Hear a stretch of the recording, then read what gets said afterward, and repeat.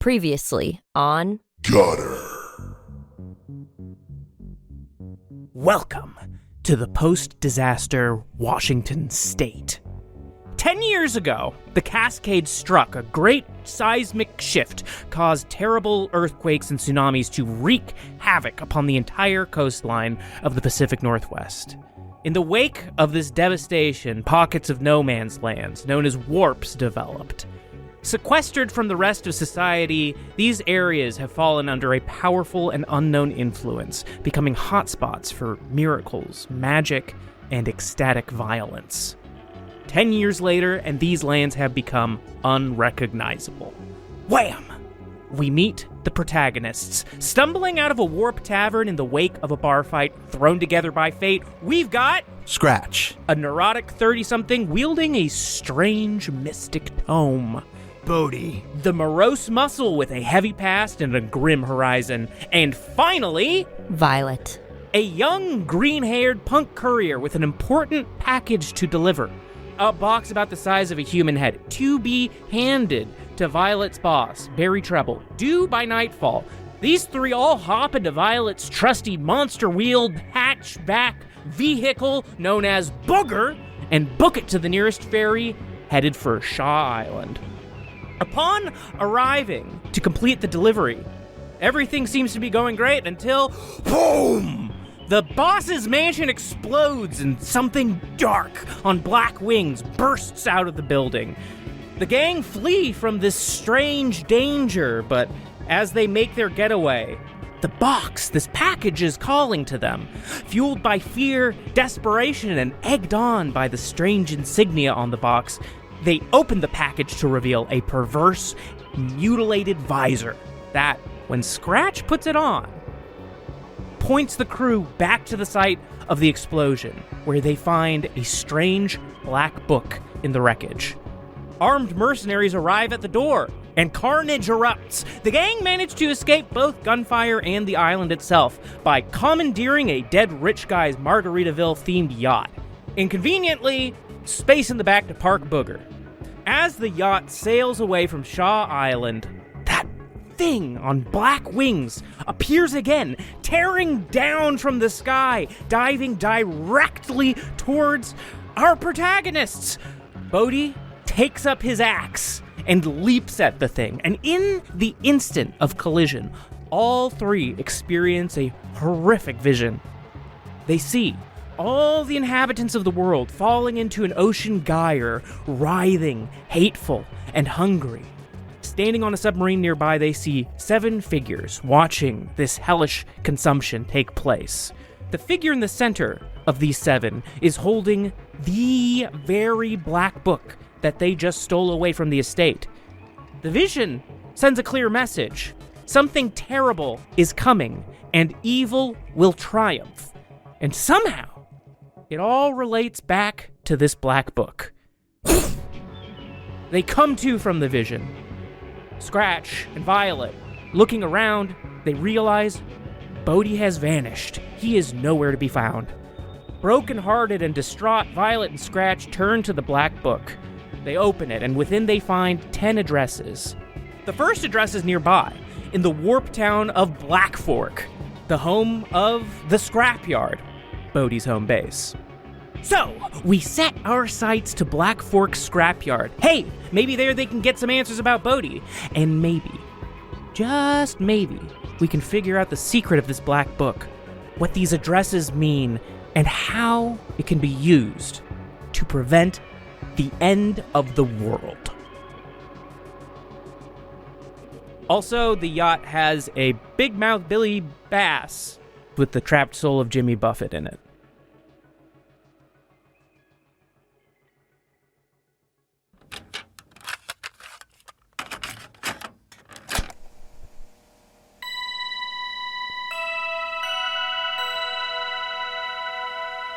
This is a Gutter production.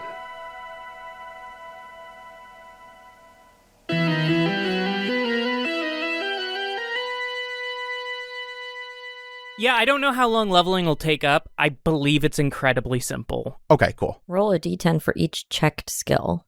In-game failed rolls. Casey, do not do this for Mythos. Mythos.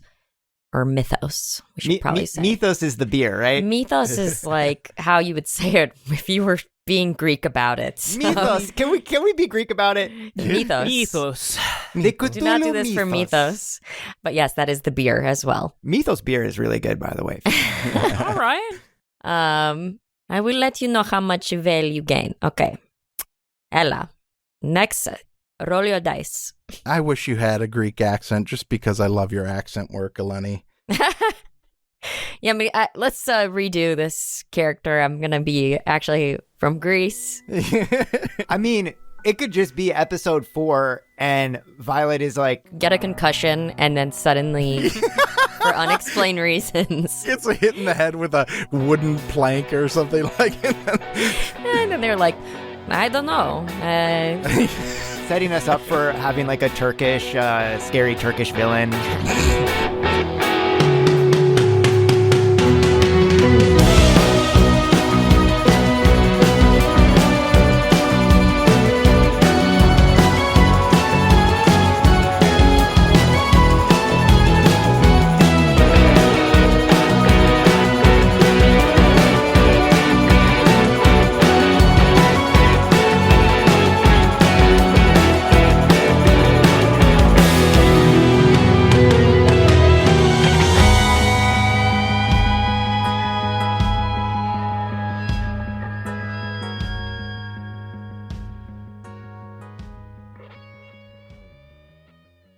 All right, are we ready? Yeah!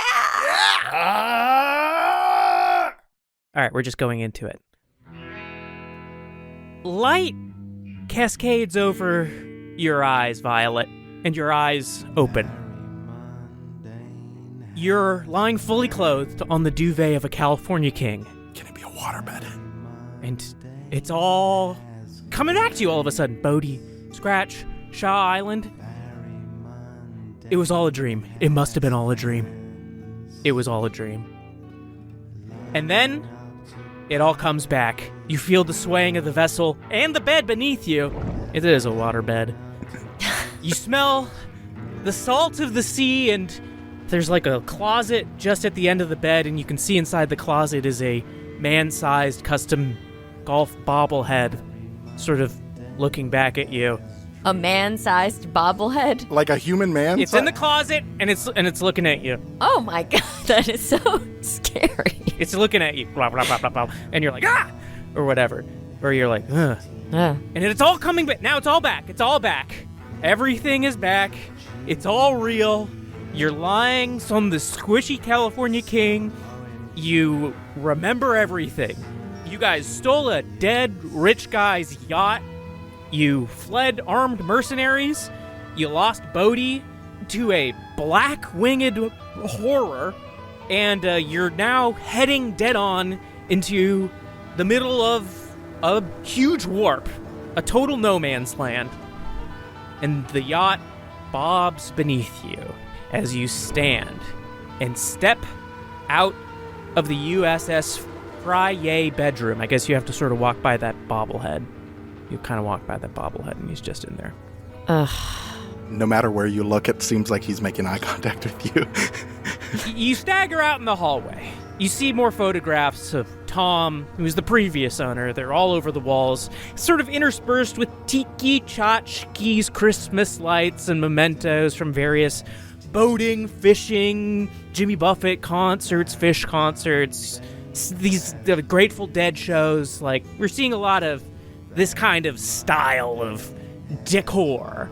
Dead ahead of you, you can see that the hallway opens up into a lounge, which you remember you took a brief look at it, and it's like a very large and very gross sort of display of, gross as in large, display of wealth. And it's also, you know, about up to the taste level of everything else here, which is to say a little tacky, maybe a little charming.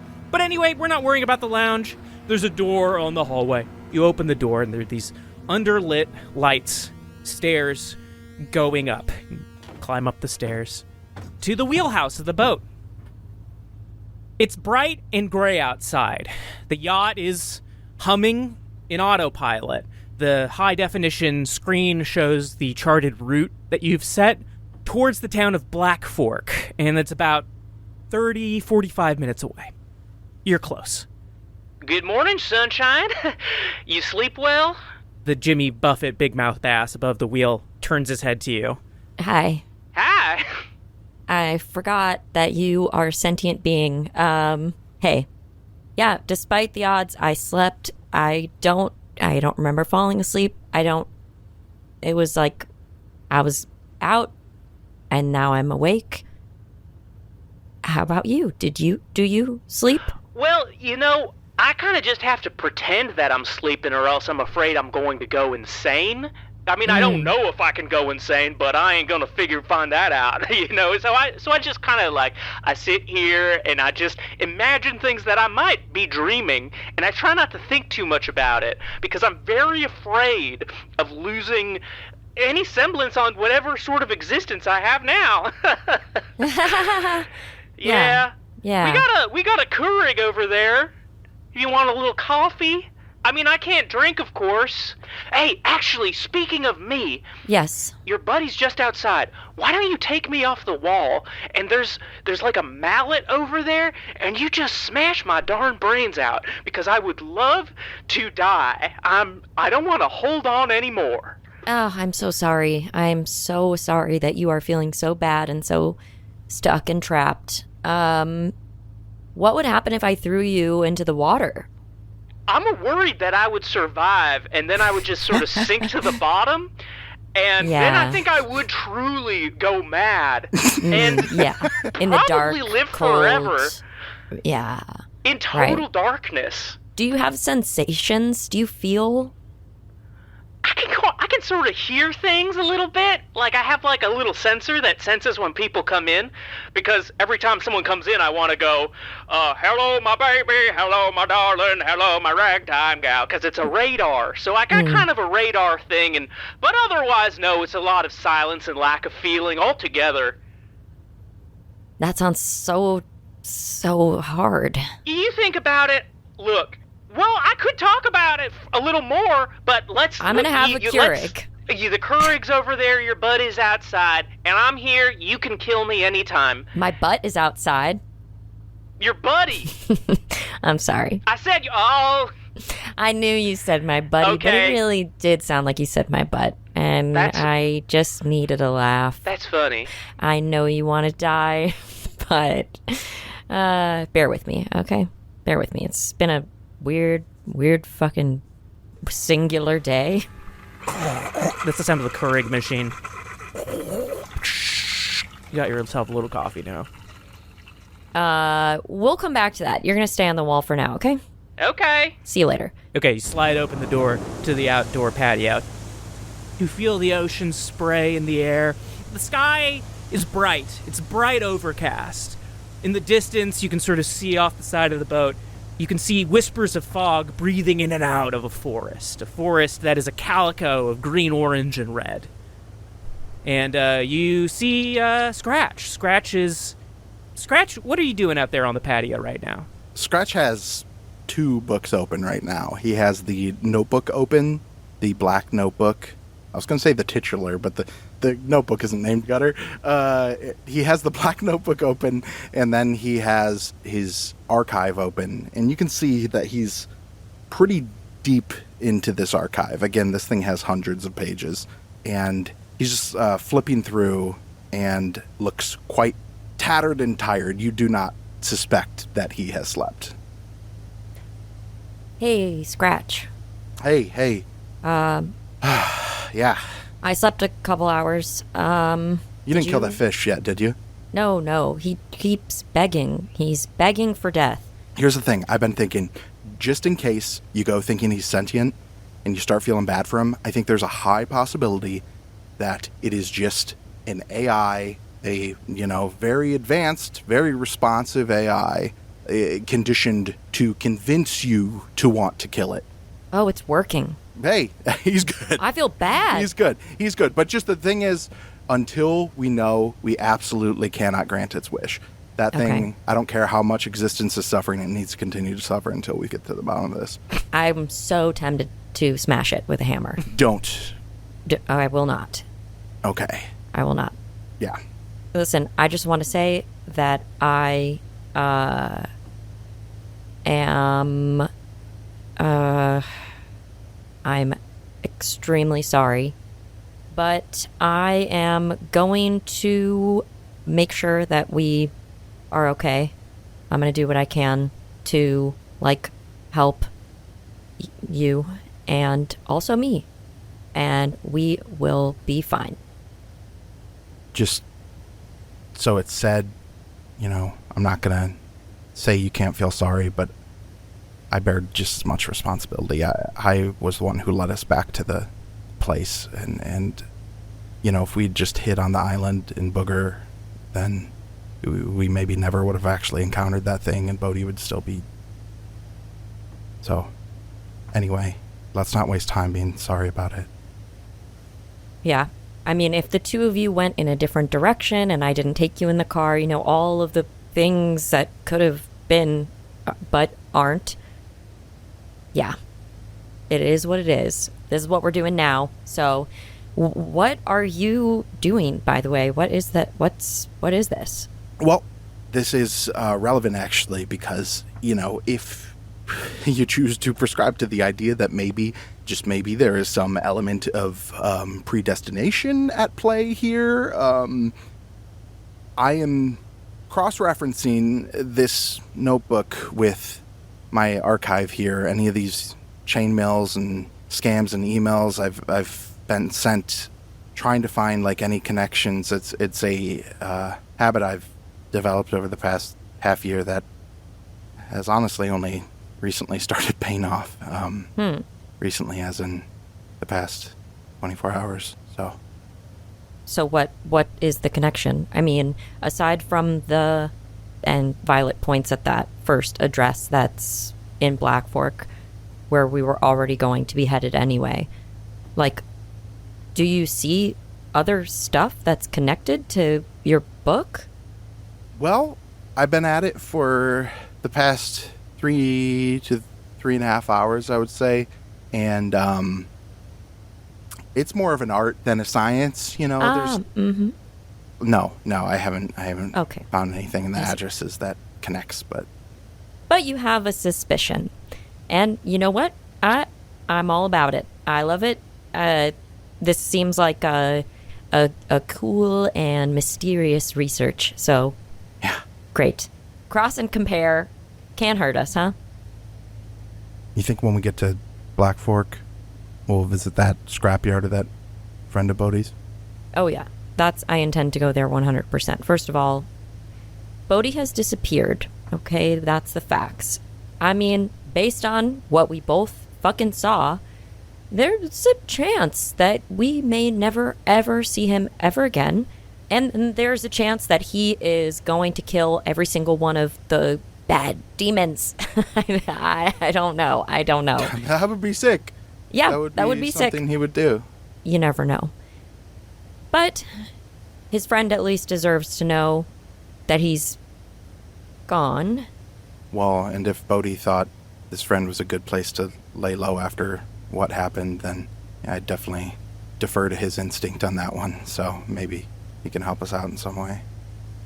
In the distance, you start to see kind of the fog is breaking a little bit. You can see these rough, like a lot of rough Victorian spires rising up through the breaking fog.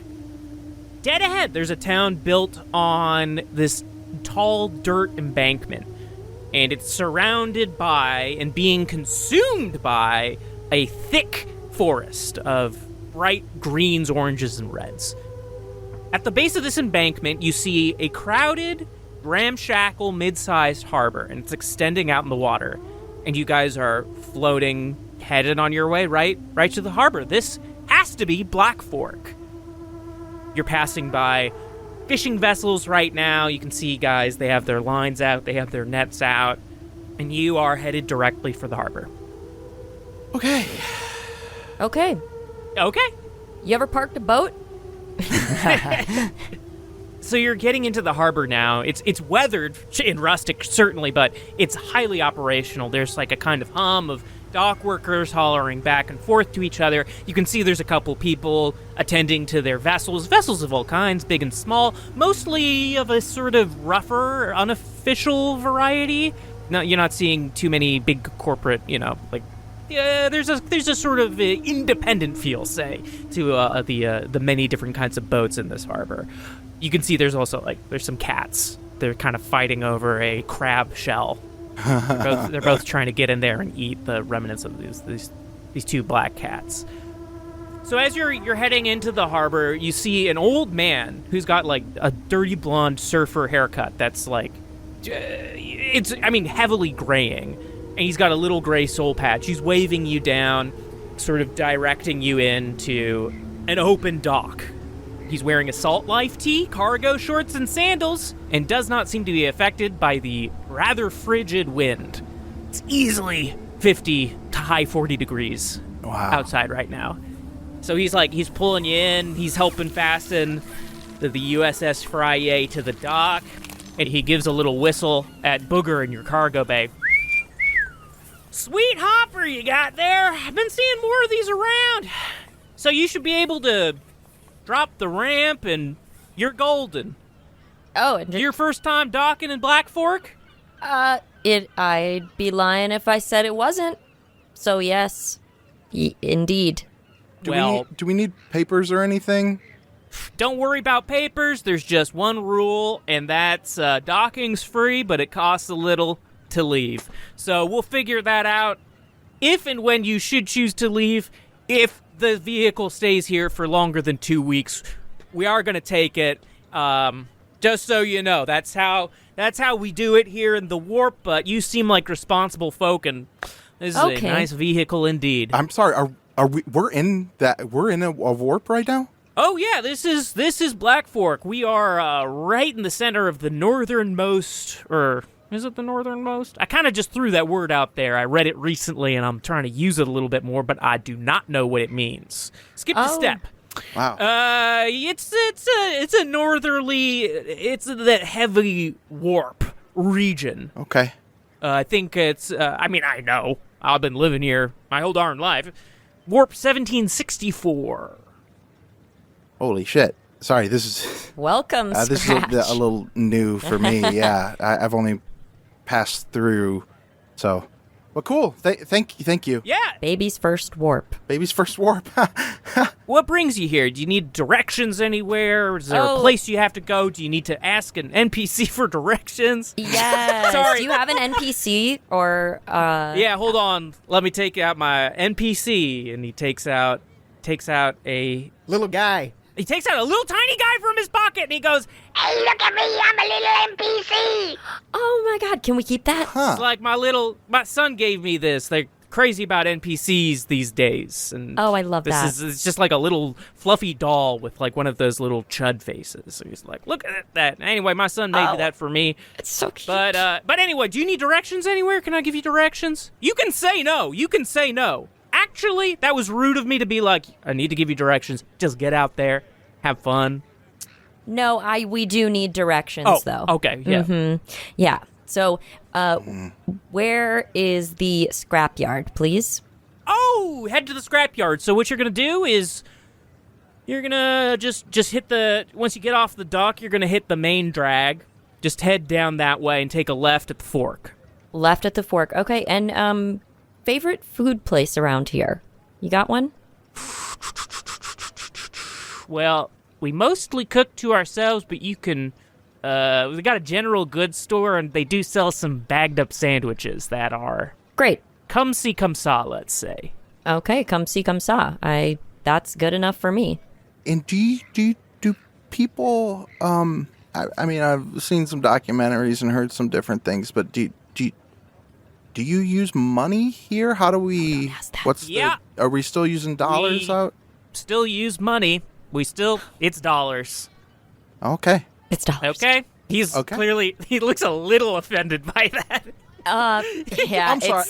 He's never been in a warp. He's never been in a warp. I don't know. Do they still use money in Ohio? No.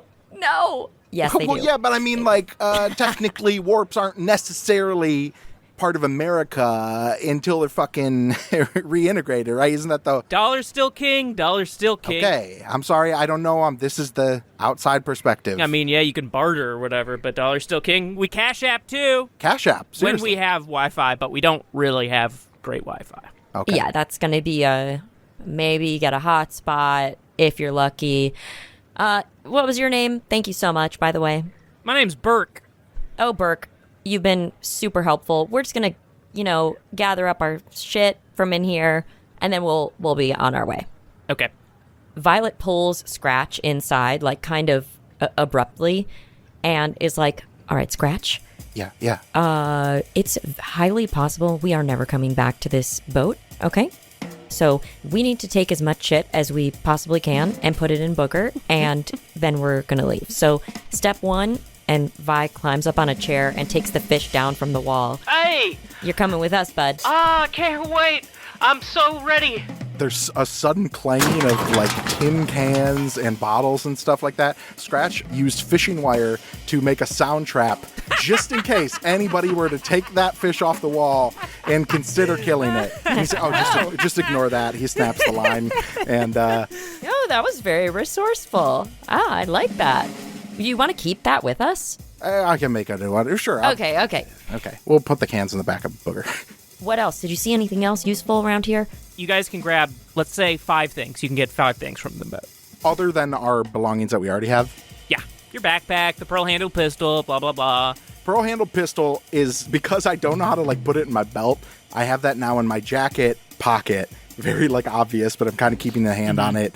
I put my stuff and the black book in my backpack, toss that in Booger. Did you see the life-size bobblehead downstairs? I do not want to take that, but No, I didn't go in was, there. Oh, it was scary as fuck. It's life-size. The head is so big, it just wobbles around. Do you think there's a soul in that too? A soul in that? Or an AI. I don't know. We don't know. It's kind of up in the air. There's only one way to find out. Okay, let's hurt it. They run down. And that's it. Violet punches it in the bobblehead. It kind of just falls over. Clunk. Oh, I'm a little disappointed, to be honest. I'm so sorry. Well, okay. Okay. Anything else valuable? 3 things. It's down to 3 things now. Well, Gannon, I don't know what's around. Use your imagination. What might a rich guy have on his yacht? There's a signed, autographed, platinum record of Jimmy Buffett. So Vi is like, in the right circle, this can still fetch a pretty penny. So it's small enough. Let's just take this. Okay, great. You yank off the wall his song Banana Wind, his platinum Banana Wind record. Wow. What about this thing? Should we take this? And Vi picks up a locked box. It's mysterious. We don't know what it is. You don't know what's inside it. Oh my God. This could be anything. You can hear things sort of rattling around inside. There is no key to be found. A little tiny locked box? Yeah. We want it? Yeah, we absolutely Okay. are taking the lockbox. Okay, lockbox. You have basic survival necessities. We don't need to grab like jugs of water from the kitchen or anything like that. I'm sorry, I don't know what warps are like. A lot of people say things and they differ a lot in the different areas, but Yeah, you're on the right track. Getting jugs of water is a pretty good idea. We might as well grab some jugs of water. If nothing else, it'll put out a fire. Boom. Booger is on the dock. You got a signed record. You got like this little black box that's got a lock on it, and it's awful mysterious. And Gutter's full up, ready to go. Booger. Gutter. Oh, I said Gutter. Excuse me. Booger is full up and ready to go. That's not the first time that's happened. Is the funniest thing. Oh my God. Really, I should just rename the car Gutter. Gutter's ready to go. It could become Gutter at a crucial moment. Like that will be its like evolution It stage. could become Gutter. Come Gutter. And that's and there you go. Episode 4 is when We say come Gutter. we hit for the that first one. time. I guess that was inevitable. I'm going back in the shadows. Okay, so last minute grabs. 5. The most expensive looking thing there is. Okay, you grab the margarita machine. You yank it out of the wall. Oh my God. There's like melted icy margarita sort of splashing everywhere, and you kind of like dump it out over the side of the boat, and you kind of like take a loose towel out of the bathroom and kind of like wipe it out, and then you bam, throw that in the trunk. An old man saw you dump that into the water and was just like, what the fuck? A bunch of fish like float up to the surface. The little Billy Bass looks at the dead fish and is probably jealous. Like, God damn it, I wish I could drink some of that. Boom, we're in the car. Brum, brum is the sound of what the car says when you turn it on. And brum, you drive down out of the harbor into the downtown. So you pull into the main drag, and you can see it's full of historic buildings and storefronts, clearly from around the 1800s. The sky is darkening a little bit. You're seeing lots of details from the Victorian heyday of Black Fork. You're seeing, like, there's very intricate brickwork. It's a little disheveled with large cracks running through it. There's leaded glass windows. And in place of the glass that was broken, you can see there's clear construction-grade plastic. And in some cases, even the gingerbread trim has survived, though it's now kind of worn and gray from the sea salty air and lack of upkeep. But as you pass by, like, these Victorian houses, it's like, it's kind of impressive, because these guys are on the shore. So these guys definitely got hit hard 10 years ago in the Cascades. But it's like the people have banded together to keep that. So it's like all these buildings are sort of kept together with, like, scrap and pieces of tin, and, like, so all these buildings are like constructs or combines of their Victorian frame and what they had to scrap together to keep things looking good and together. You see also there's a few old women outside of a house sitting in plastic chairs, smoking, they're drinking coffee. You can hear children whooping and hollering in the distance. You notice there's, like, a lot of stray cats all over the place. Up and down the street, they're in windows, they're on rooftops. Just about everywhere you look, there's a kitty cat. The air also, there's a deep, woody, oceanic smell, but there's also kind of like this little chemical tang to it, like something's in the air. Ahead of you, just past, there's Victorian buildings, but also there's these kind of dilapidated, like, Jenny's Ice Cream and Chipotle, of 10 years ago, that are totally gutted and scrapped to bits. So just beyond an abandoned Chipotle and Jenny's storefront, you're kind of startled by the sight of a enormous, shimmering black fork sticking out of the ground. It's spindling, it's tall, reaching, like, right above the Victorian spires. Sunlight reflects off of this black fork like its surface was made of oil. So, this must be where you turn left. Oh, it's not an actual fork in the road, it's an actual fork. Oh. Wait, so they put this fork here? They put the fork, you turn to the fork in the road, make a left at the fork. That's really... I think this place is, honestly, kind of cool as fuck. So you take a left, and now you're entering a more overgrown part of town and driving into a light fog. So the buildings here are in a much greater state of disrepair. Some are maimed, chopped apart, some are totally collapsed and picked to pieces for spare parts. Between the ravaged ruins and, there's like car frames, rusted cars up and down the street, these big trees and moss and shrubbery and overgrowth, it's like it's taken back what was theirs. The streets themselves are just full of rubbish and leaves. So you're driving on, and things are getting darker because the trees are so high and so part of all the buildings. As Violet drives Scratch, out of the corner of your eye, you think you see two cats walking on their hind legs. Oh. And then when you look back, they're just walking on four legs. And the thing is, I've been without good internet for a while. And even when we had, technically there was Wi-Fi signal on the island, but, we were a little preoccupied. I'm so desperate for dopamine hits, and seeing two cats standing on their hind legs is like exactly the kind of shit that would pop up on my Blue Sky feed. And so I'm looking at it like a hunting dog, like, oh my God. I thought that this is crazy. So you're driving on deeper, darker into these wrecked buildings and woods rising up around the wrecked buildings. And you start to hear this wooden clack every now and again. And looking out, you can sort of see there's like these wooden blocks hidden away on buildings and trees that it's like they're spring-loaded or something, but it's like a wooden block will hang back and then all of a sudden clack back into itself, making these noises.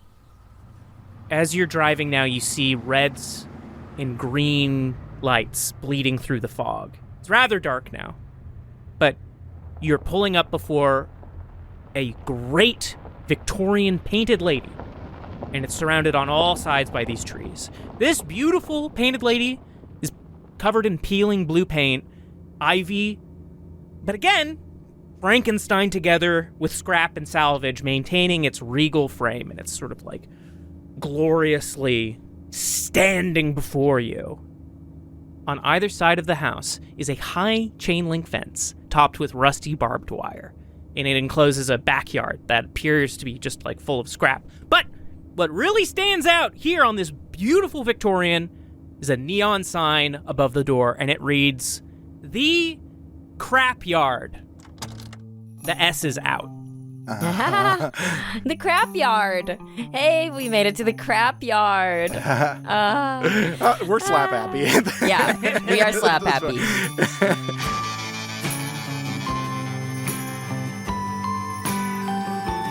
You're seeing on the front porch, there's a stocky man with a crew cut, and he's wearing sweats.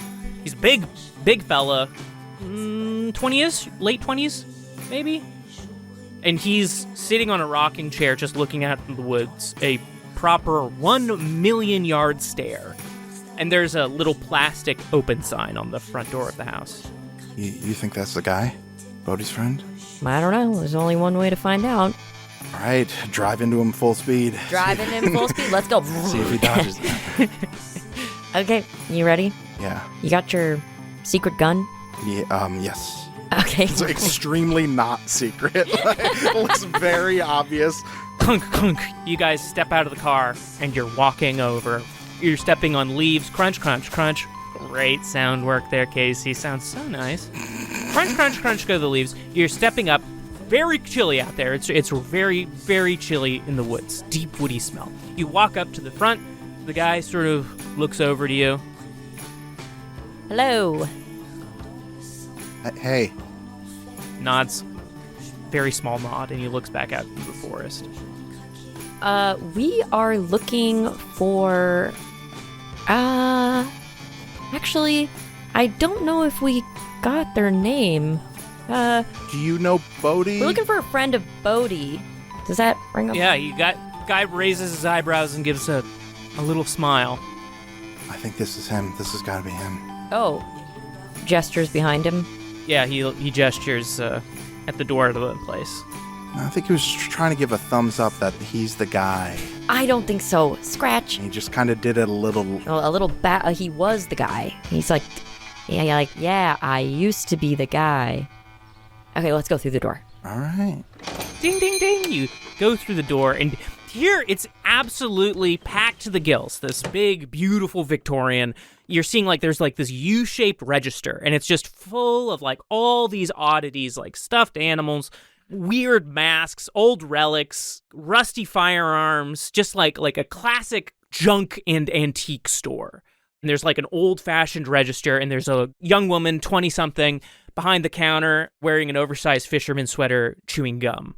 And I think, are we hearing voices from just beyond? Yeah, we're hearing some voices in this room, which is just an incredibly warm room.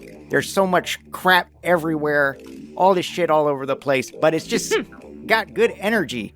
And to your right, across from the counter where this young lady is sitting with sort of a bemused expression on her face, there is my new character, who is in his late 40s, early 50s. He's about 5'10", springy, with a hint of a dad bod. He's got light blue piercing eyes, light red hair, and a boyish cut that would make more sense on a 10-year-old. Feels a little comical on an older guy, but don't tell him that. He's wearing a black baseball hat backwards. Man of the people. And on the little strap of the baseball hat, it says crew. And if you were to look around the other side, it would say George of the Jungle.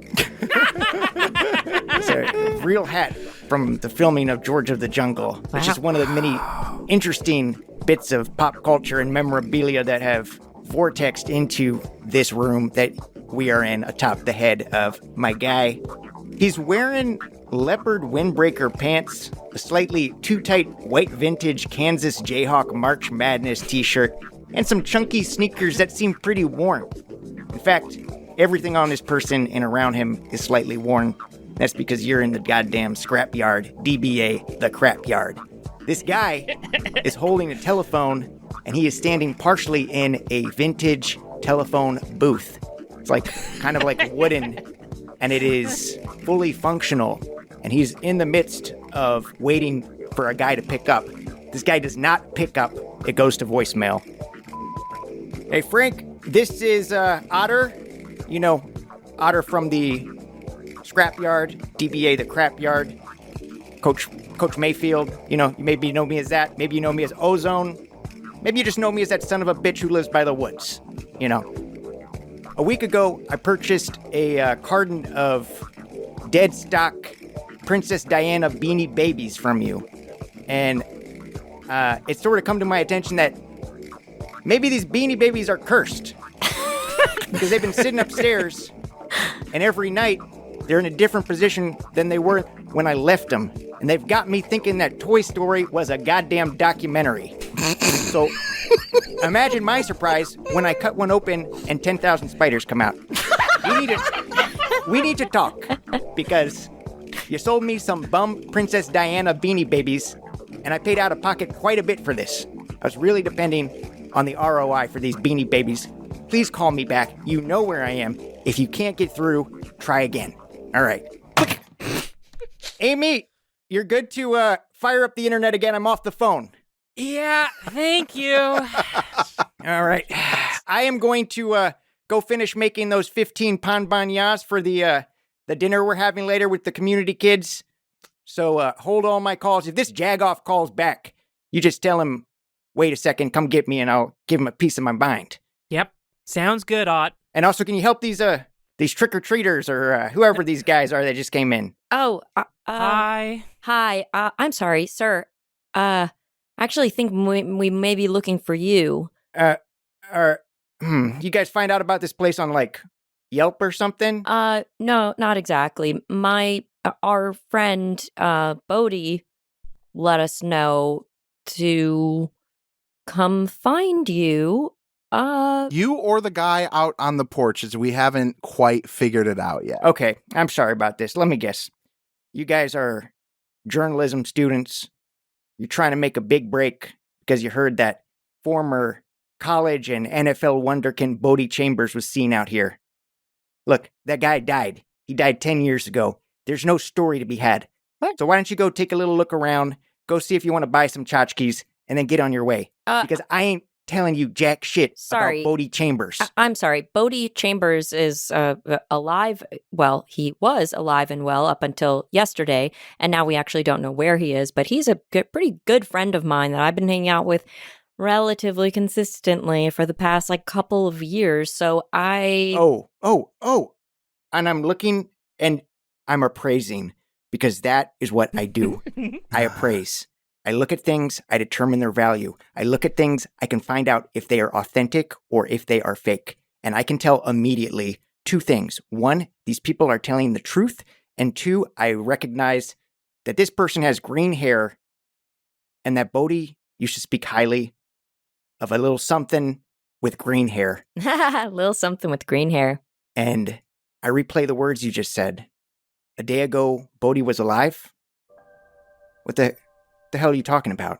It's kind of a lot to explain, and I don't know how traumatized you feel like feeling, but...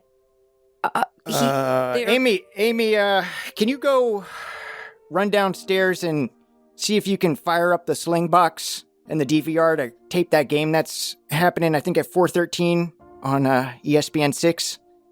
Yeah, sure thing, Ott. She's got a sort of worried look on her face, like maybe she knew Bodhi too, but she complies. There's like a grand wooden staircase leading upwards in this room. There's like a little side, like Harry Potter door she opens up and goes downstairs. She's a really good kid. She's smart as Albert Einstein, pretty much. She set up our internet. She sells her stuff on Etsy, and she's just trying to save enough to go to college. So you have working internet here. Sometimes. Oh. Sometimes. All right, Scratch. Well. Do you guys want to sit down somewhere? Yeah, I'd love to tell you about what happened. And listener, you can replay episode 1 through 3 now. For the listener's convenience, I'm going to insert episodes 1 through 3 here.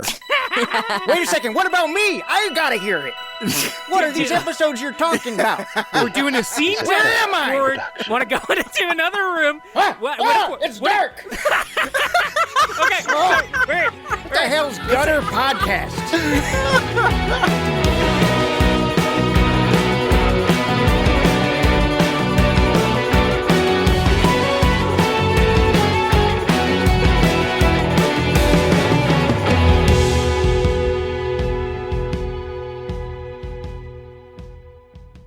I've got an idea for an opening to the interlude, which I'll just run by you guys right now. Okay. I was going to start by just saying, you guys, I love the interlude. I love being in the interlude. That's dope. That's Something like great. that. Was this a subtle way of just getting right into the interlude recording right now? It may have been. Are we in the interlude recording right now? I don't know, but I'm We're loving in. wherever we're in right now. Yeah. I love it. And you know what else I love? I love is when we figure out what it is that we need to talk about in the interlude during the interlude. Oh, yeah. Do we still need to do that? Okay. Okay, It's well, an I send a little interlude, message out to you secretly that you can see, and then you can decide if that's what you want to talk about during this interlude. You want me to talk about owing you $25, Eleni? Because What that was a separate You thread. owe me $25. Give it to me now. You want to talk about my butt stank stinking up our whole apartment building? And That is a making your problem. cat sneeze? That's an issue that we have very strongly. Oh, and wait. Eleni sent that one to me, too, actually. You both have stinky butts. Gannon's butt, pure. Smells fine. He just doesn't live in the same building as us. Fair. Smell his ass. I guarantee it stinks just like ours. Listener, I know you're on my side. We have the same. We used to live together, so we have the same bacteria. Oh, okay, our butt stinks synced up. That's what happens. This is a smelly recording studio full of butt smell. Oh my Oh my God. You guys, I hate it. I hate the interlude, actually. I fucking hate the interlude. I Well, hate how the about we get interlude. into the business and away from this nasty Yeah, let's get stuff? back to the episode as soon as possible. By the way, it smells like pumpkin spice in here, not like a butt. Okay.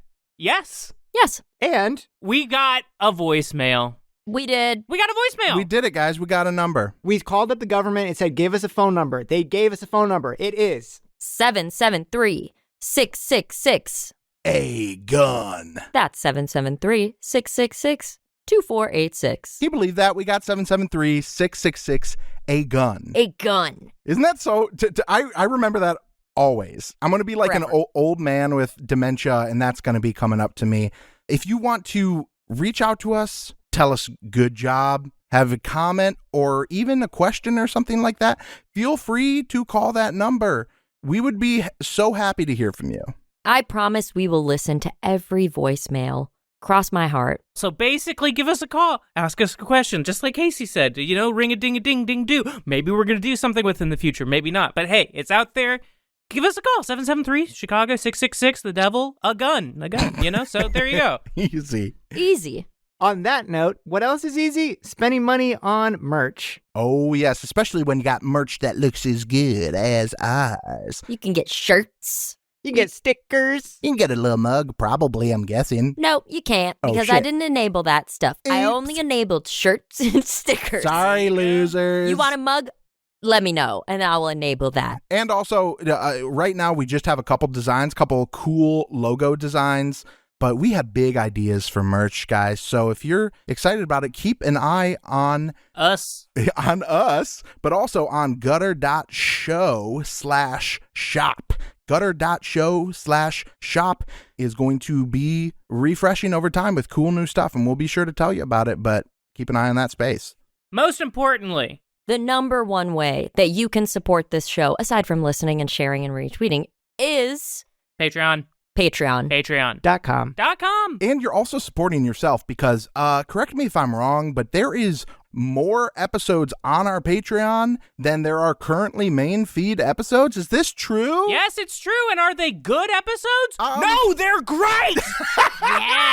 He had me in the first half. They're I was like, fucking great. I was like, is Gannon legitimately mad about my editing on these Patreon episodes? He's not. No, Mike is such an amazing editor. These episodes are so funny and good. I'm dying for you to hear them. And they're the prequel stories to the main guys. So, like, jump in. I've been having existential crises over how good Mike is at editing because I'm like, dude, I gotta build up from the ground, man. This guy is on some shit He's that fucking I can't even figure out. It's incredible. You guys are gassing me up so much. Let me just tell you, my editing is but a fragrant seasoning on top of primo meat. That is great role-playing, acting, and choices made by everyone else but me. This motherfucker said butt fragrance. But Sorry, I can smell it so much because of what Eleni said, and now I recognize that my ass do stink. Also on the Patreon is plenty of other stuff. You got cool Gannon's GM notes. You've got our after show Gutter Talks, which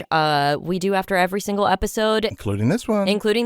And you will find it. If you're signed up for the Patreon, go after this episode is done, listen to it now, or do that chaotic thing where you listen to the after episode talk in the middle of this episode. I don't know. Why would you do that? Don't do that. It could be cool. You're putting yourself and your loved ones in danger by acting in this way that is so fucked up by But listening. if you hate surprises and if you need to hear a talk back before you hear the actual thing we're responding to, more power to you. You're giving us money. As long as you're paying the $5 a month, baby, I'm all good. However you want to take it. However you want to take it. Thank you and so you know much. what? Don't even listen to anything. Just give me your Don't even $5. listen. Give us the $5. Give me that and log off. $5. And fucking give us some reviews, too. Who gives a shit? That's Give us not some even on the reviews. notes of what we were talking about in the interlude. Give us Yeah, some reviews. just do it. iTunes, Spotify. You can do it for individual episodes on Spotify. How fun is that? And also, maybe give us some cassettes because we actually don't give us cassettes. We There's have a lot. so many. There's a lot. And I know that one of them has the second half of the episode. One of them maybe, a lot of these probably have ads, possibly. Oh, pick that one. Okay, hopefully this is the second half of the episode. Let's find out. Let's find out now. Ow! Oh, no, Oh, I no. killed Mike. And my new character is on the other side of this cassette.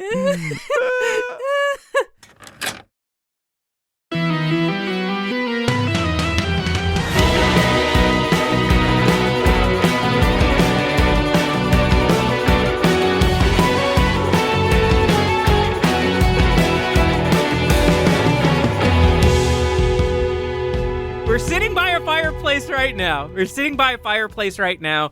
Let's say everyone's maybe got, I don't know, a little coffee or tea. Okay, yeah, there's a fireplace in the kitchen. We went to the kitchen. Yeah. You guys see the 10 pan banyas I got laid out. I also got a big cauldron of tom yum soup that I've been heating up. These are my two favorite foods, by the way. Establishing that right out of the gate. Wow. You're having both of your favorite foods on the same day. In the same Nah, meal. meal This is prepping, incredible. buddy. Ketchup, ketchup. Oh. No, hand me the ketchup. Oh, it's going in the tom yum soup. Yum, yum, yum, yum, yum. Okay. So tell me, who the hell are you guys again? Well, bling, bling, bling, bling. Yep. Fast forward. Fast forward. Okay, yeah, so the smell of tom yum soup wafting through your noses and the fireplace crackling beside you, you regale Otter here, this gentleman, with everything that has happened in the last 24-ish hours. And we get to the end of the story. And so we have the margarita machine in the trunk right now as we speak. And that's where we're at now. Mm-hmm. Also, what's with the clapping on the boards of this place? Like those clap boards. That is a long story, and we have got a lot to talk about, but I just want to say, if Bodhi Chambers really did get swooped up by a demon, and if he really is no more, I did not need that news today. Otter's looking beyond distraught. I did not need that fucking news. I told him to not go out as much as he did. I know he had stuff to do, but god damn it, Bodhi, why was Black Fork not good enough for you? Why couldn't you have just stayed here? We were building something. You came so far. I can't believe that Bodhi is dead. I can't believe that Bodhi is gone. You say you have a book. Let me see that book right now. Let me take a look at this shit. All right, it's just addresses. Scratch hands the little black book to Otter. And you say you working for WCL, right? Yeah. I know those guys. You do? Yeah, they in part pay my bills. I sell a ton of shit to them. Random weird stuff that we find out here. Oh, I deliver stuff. Oh, shit. Yeah. And I was supposed to be delivering... Well, I mean, And I your left boss, this out of the story, but... No, your boss is dead? Or your boss got blown up or something? Presumably, We're assuming, I but I don't know. based on the state of that place, God it seemed damn. like probably most people, if not all, were eviscerated. Oh my god. Bodhi came so goddamn far from when I met him. Violet, how long did you know Bodhi? Like a couple years, I would say. I don't know exactly, just a while. And he kind of kept to himself, but he was extremely friendly, and... He has a place here. He got a shipping container out back that he, I said he could stay in the house. He wanted to stay in the container. I don't know. We let him stay out there. Oh. Oh my god. Listen, I'm so sorry. He stayed here sometimes, but then he would go out into the warp. He had other friends, Yeah. He's someone who had a real shit lot in life, and his dad, football terrorist. This guy is a bad dude. Bodhi never had a chance.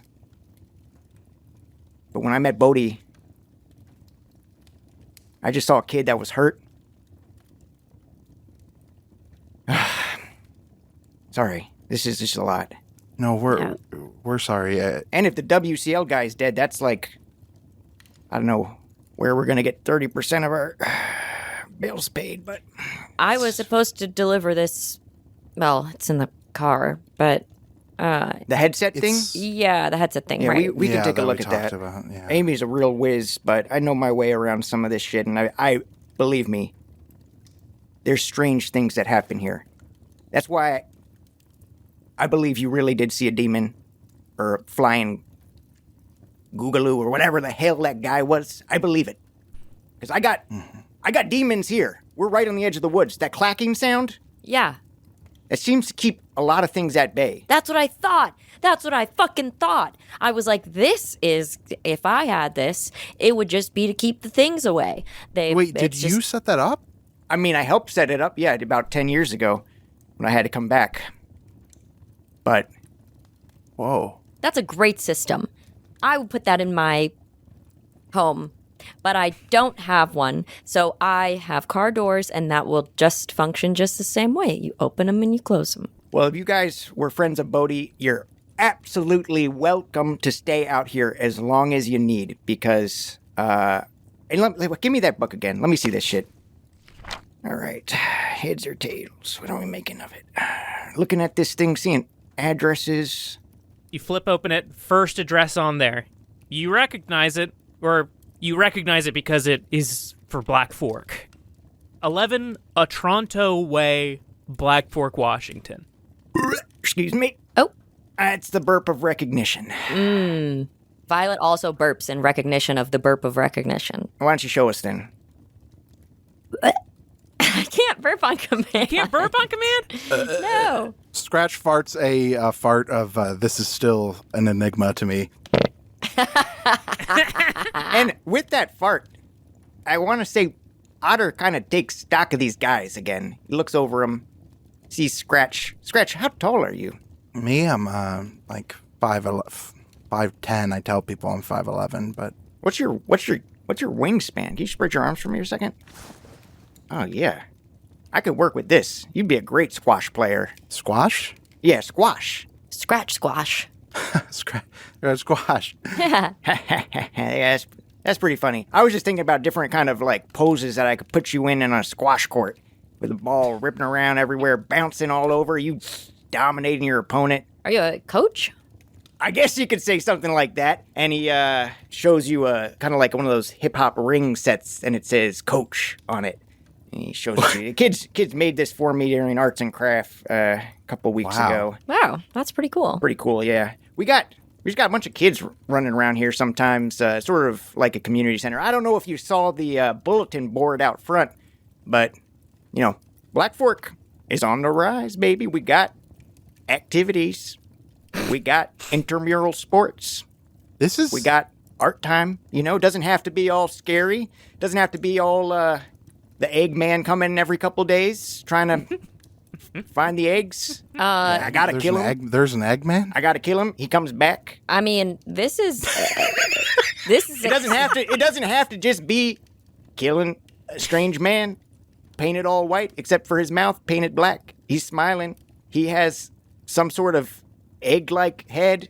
He can't speak. I think that It doesn't have to be that way. It could be fun. I love it here. I love it, and I want to stay here, and I want You hear to a gunshot outside. Oh, well, that's normal. I want to stay here. I think that this place really could be a great home, but you knew there was a but coming. I think both Scratch and I mean, I'm not going to speak for you, Scratch, but based on what we've talked about, it seems like there's some weird, fucked up shit, and maybe somehow, oh God, I'm now talking about fate too. I cannot believe it. We are tasked with figuring out what these addresses mean, and maybe the answer is in this book. So I don't think we can stay. Well, here's the thing. That first address is pretty decently in Old Black Fork, which is, if you guys are just passing through, I'm sorry, but I cannot let you go there. I can hold on to that book and I can investigate that address for you, but no, I think you guys are going to maybe want to stay here. That's our book. I'll give it back to you. You can keep it, but I'll go check out that address. You guys can stay here. No. Well, do you know something about that place? I know that almost no one who goes into the warp comes back. Bodhi was one of the few exceptions, and, well, I guess if he really is gone forever, then I guess he's not an exception, but it was an exception for a while. I've gone into the warp a couple times. I know how to handle myself. I'm a former athlete, 5-time professional champion of squash, also bronze medalist in the 2000 short track speed skating event. You guys might know Apollo Ono. He was better than me, but okay.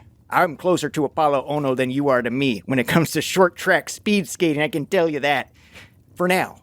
Although I could see you surpassing me. I once met Apollo Ono at Nobu. You hear a voice from the backpack. Sorry, What? that's the talking fish we talked about. Oh, that's right. Sorry, I kind of forgot about that because of what happened to my friend. Let me see that thing. Yeah. Let me see that guy. Okay. Look at this guy. Look at him. This You're is holding the great. fish. This is Hi amazing there. condition. Hi Do you know how there. much... Hello. Do you know how much these goes for? Wait, Hi. it really is talking to me. Yeah, it talks. Yes. Can you listen? You've got me in your hands right now. Don't do it. Don't. Crazy. Don't do crazy. I know, shot in the dark. Hold on. Not feeling like this is gonna go anywhere, but can you kill me, please? Nope. We can talk about that. I don't know. I'm not just gonna grant your wish if you're talking about dying. Let's kind of figure out where you're at, What are your goals? all right. What are your goals besides dying? I really want to die so that I can go to sleep forever. Or whatever happens. Okay, I can hear that, and I can counter you. What if we build you some kind of sleep chamber that helps you simulate sleep so that you can achieve what you're talking about without ending your life? Well, I prefer death, but I suppose I'll take what I can get at this point. If you wouldn't mind just setting me up by the window over there so I can just look at the trees a little bit. Oh, yeah, I've absolutely. mostly just been looking at the same wall in this big boat, so this is actually kind of nice. I do like this. It'll help me come up with dreams when I gotta go to sleep. All right, I'm gonna shut my little mouth trap now so you can put me by the window.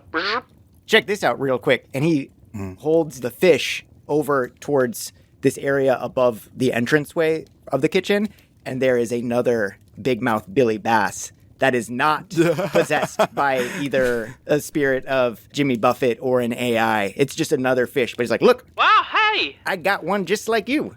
Wow. Hey there. Take me to the river. All right, yeah, okay. Bring me to the water. Yeah, I know that one. I can actually sing that too. All right, well, we're going to put you over there. Oh, you said you met Apollo Ono at Nobu? Yeah, he was nice.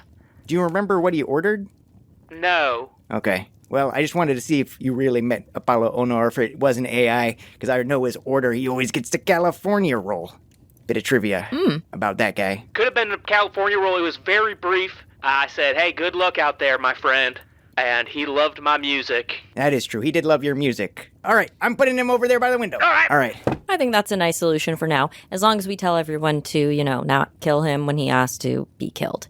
Or let's put up a sign. Violet very quickly pulls out a piece of scrap paper with a Sharpie and sticks up a sign right next to it that says, do not kill no matter what. I think it's imperative that this fish continues to suffer until we figure out what's going on. No, we can take a look at that. Honestly, I think it might be worth, we could take it apart. Well, we'll see. Take it apart and see what's inside. I'd like to get back to your... How I'm not going to let you guys go into the deep wood. You're making assumptions here as if I haven't been into the warp dozens of times. Well, and I mean... And Scratch, he's dying to go into a warp, so... Well, we're in... I guess this is also for Gannon. This can be... We're in a warp right now. Yeah, it's sort of confusing a little bit because it's like there are towns within warps where people have kind of cut out like their own communities and are able to keep it safe, and then there's what is beyond the towns, which is sometimes referred to as deep warp. Deep warp. Deep warp. Deep warp. Deep warp. Okay. Basically where there's no hangers on, scavengers, refugees, whatever you want to call the people who live in the warp. It's what is beyond the homes. Deep warp, so... Yeah, if I can explain it as someone who actually lives here, it's akin to having a cliffside village. Let's say that the warp is the cliff. If you go walk off the cliff, you're probably going to fall to your death. Mm-hmm. Most of us here know to not go off the edge of the cliff. Sometimes, some of us, Bodhi, sometimes myself, we got on one of those squirrel suits. We jump off the cliff, kind of fly, kind of glide for a little bit, but you still eventually hit the ground. Unless you get an updraft and brings you back to the cliffside village, for this metaphor, if that makes sense. It does. And some of us don't, live anywhere. So in that way, we live everywhere. And we will be going with you into the deep warp. Violet, how tall are you? What? I'm like 5'3". You ever speed skate, short track style? No, I haven't out while I rollerbladed. Does that count? Mike actually does not know if that counts. Yeah, you could just make it up. Yes. Sort of decided. It's exactly the that same. I know about this. Yeah, no, they're totally the same. Here, and I'm like, I've put a squash racket in Scratch's hand, and I've given Violet these like roller blades to try on as we're having this conversation.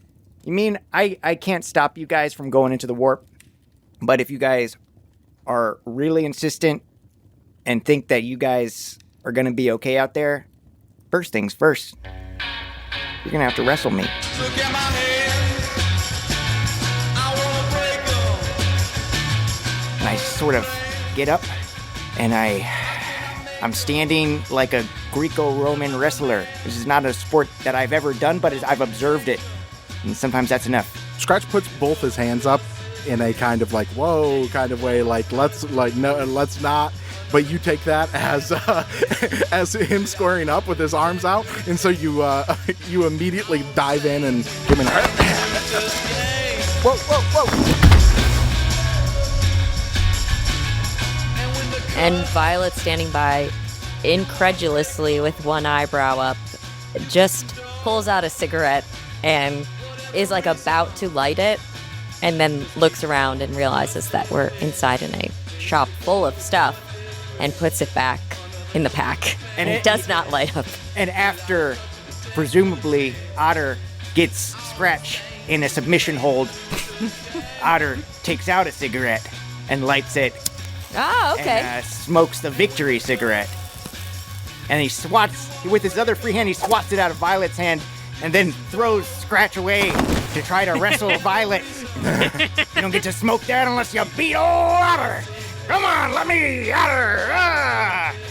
Violet is running. Come back here! Running and dodging. You're running through a library right now. There's a bunch of old books all over the place. You were being chased from behind the otter. Is like, I'm gonna get you. You're running through the shop.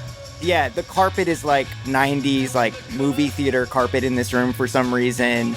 There's so many DVDs in this library as well. There's also just like pictures on the wall. You think in one corner you see a picture of Otter, much younger, with his shirt off, holding a squash racket in one hand and a pair of rollerblades in the other. And on the bottom it says Playgirl magazine. And then in another room, a different room filled with just like strange auto parts and, random bric-a-brac, there is a large crucifix with Winnie the Pooh strapped to the center. No explanation given. Maybe one needed. One day. But yeah, does Otter catch Violet?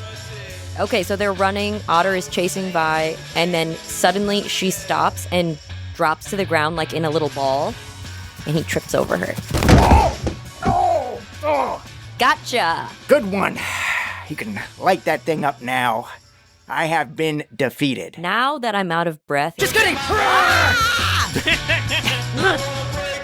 Cut to Scratch back in the first room, his eyes slowly opening after being suffocated until he passed out, regretting the fact that he took a striking martial art as a young man and never learned how to properly defend himself in a grapple situation.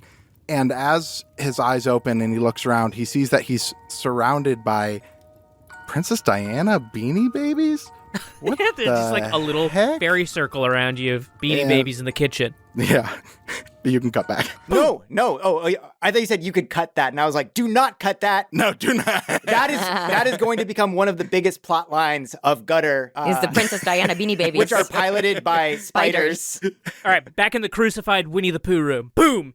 Light is sparkling in from the stained glass windows of the Passion of Pooh. Can I just say, the Passion of Pooh? Oh my God. Well. Wow.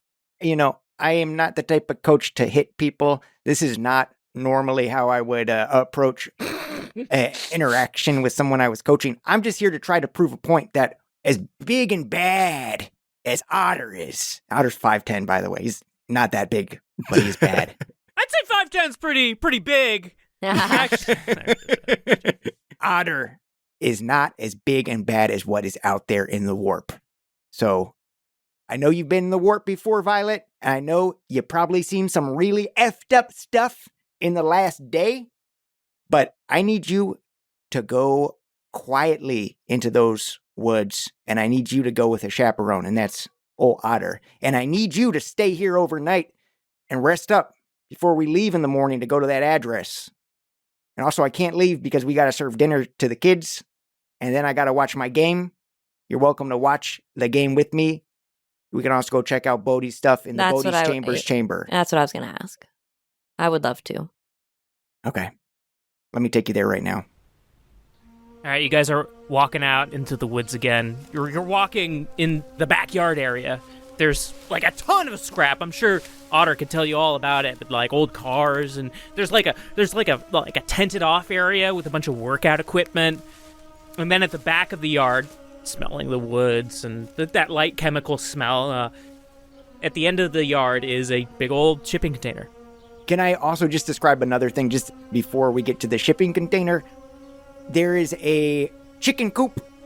Inside is a magnificent black hen, and it's got a little name tag on the top of the coop that says Galadriel. Wow.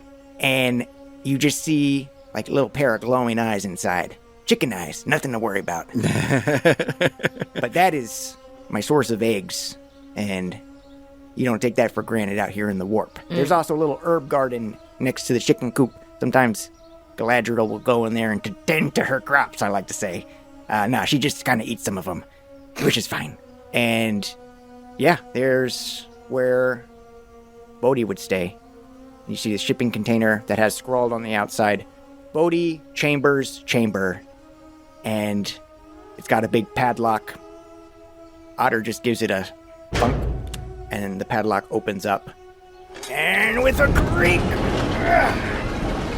I pull back the metal door, and you see inside, and you see where a big guy named Bodhi used to live. I imagine Bodhi to me sort of strikes me as kind of a Spartan living kind of guy. Like, there's a bed, or maybe there's like just like a bunch of blankets. Imagine it gets really cold out there, so there's like a lot of blankets. Maybe a battery-powered heater next to it. Yeah, and Otter built in some insulation to the shipping container. Despite Bodhi's wishes, Otter made kind of a tiny home situation happen here with all the random shit we have. There's a lot of stuff here that hipster couples would, maybe on their honeymoon come by and be like, oh, we need to go buy this random crap for our cool house. Well, some of that stuff is in Bodhi's chamber. Despite Bodhi's best wishes, there's probably, at least one mid-century modern, beautiful credenza in there. There's the blankets aforementioned on the floor. He sleeps in a pile of blankets. And then you see like light glints off of these like strands of hair that are like hanging from a nail. Bodhi like wrapped them around a nail. These strands of red hair just above his big pile of blankets. And then there's a vintage Bowflex machine that Bodhi would use, and is partly how we got so strong. There's a little refrigerator that's powered by a small generator out back that's currently off. The refrigerator's off as well. But inside there would be Bodhi's muscle milk, his protein, his gains. Sometimes I'd stock that thing with bonbon tom yum soup. Bodhi could have that whenever he wants, as long as we have the ingredients. And there's a poster in there, a cat hanging on a branch. And at the bottom it says, go fuck yourself. Bodhi wrote that part. He didn't like that I hung this up in here. But that was the kind of thing we would talk about, we would work on. There's another, like a whiteboard that says goals. Number 1, it says self-acceptance. Number 2, it says new bench press maximum. Number 3, it says appreciate the little things. Number 4 says make a friend. And that one was checked. So I guess Bodhi, at some point, bless his heart, he made a friend. And then, in the corner, there is a kind of like a crystal ball. Chipped. Otter goes and walks up to it. Picks it up. It's a little heavy. And he holds it. He walks it over to Scratch and Violet. Check this out. Otter presses a somewhat hidden button on this crystal ball. Over the surface of the entire ball, it's like there's a video playing. Like the whole surrounding of the ball is a TV screen. What the hell? And as I'm holding this, we're sort of all lit by this glowing ball in this somewhat dark space. Previously just lit by the natural light that was coming through the open shipping container door. And Gannon, what do we see? It's like footage of like an animal. Like if you've seen kitty cat videos or dog videos with a GoPro strapped to them, it's like a dog-sized creature sort of like maneuvering through a forest. It has sort of like a mechanical precision. It's like running through the forest and trees are bolting by. It's leaping and running around. And then it stops and it turns and it looks up and it pauses right there. And looking down is a face. It's blurry, but it's like a large man, like a giant, with huge tumors or pustules on his face. Some are burst, and it's just like looking down with heavy, dark eyes. And then the ball goes black. What is this? That was the kind of shit that Bodhi was on. So, time to pick up the trail.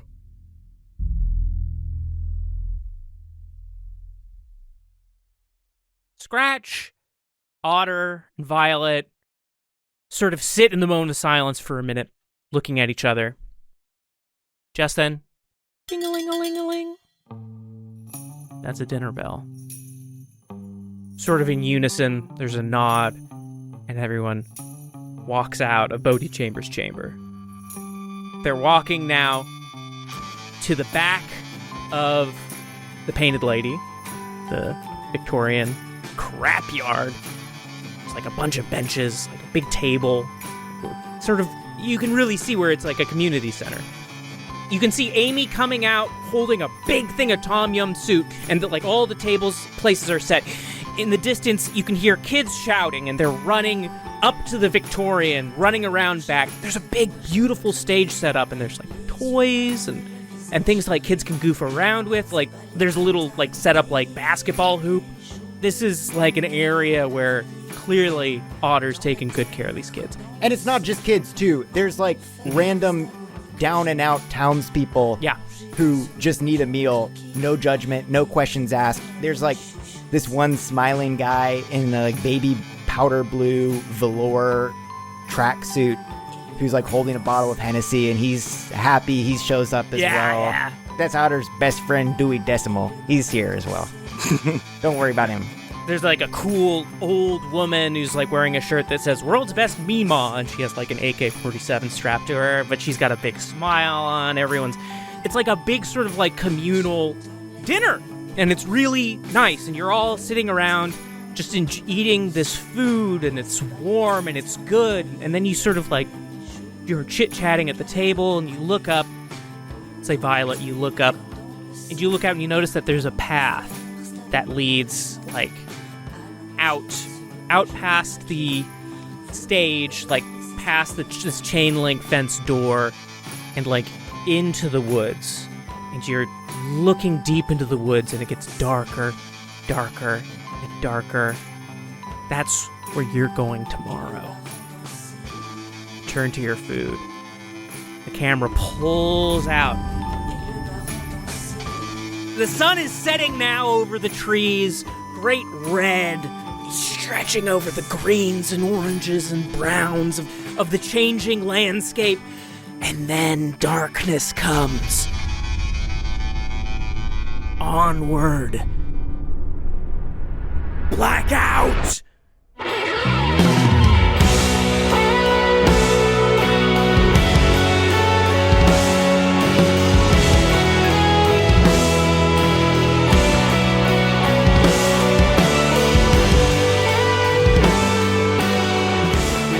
Is good? Great. Yes. Beautiful. It was a little long, but it was fun. I can cut that. Yeah, I think there's a lot of stuff to cut. Most of the stuff Gannon, Melania, and Casey said.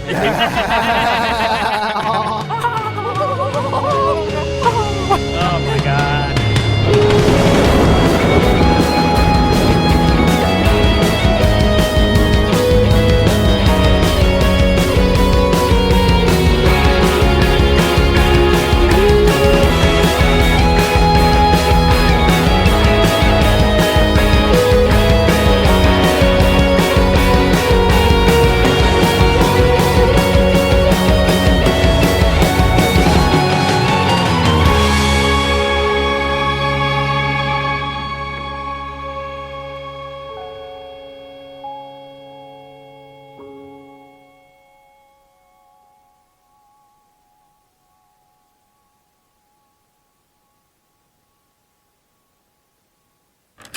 I was thinking about getting a jacket for my arms, but I think... Get a jacket. Are you cold? I'm going to grab my cardigan because I've... Okay, well, then we're going to do that. All right. I'm going to go pee. Okay, let's take two. I'm going to sit here. Okay.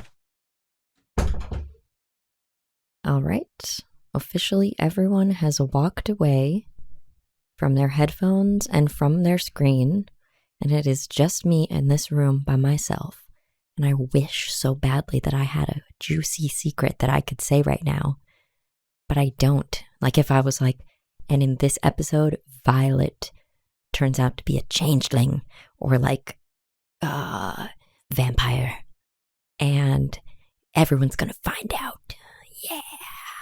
But anyway, I have no secret. So I hope you're having a great day, and please enjoy my musical stylings.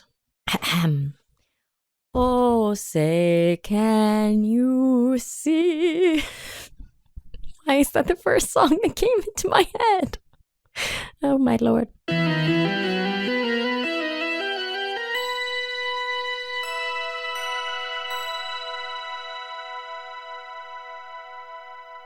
Gutter.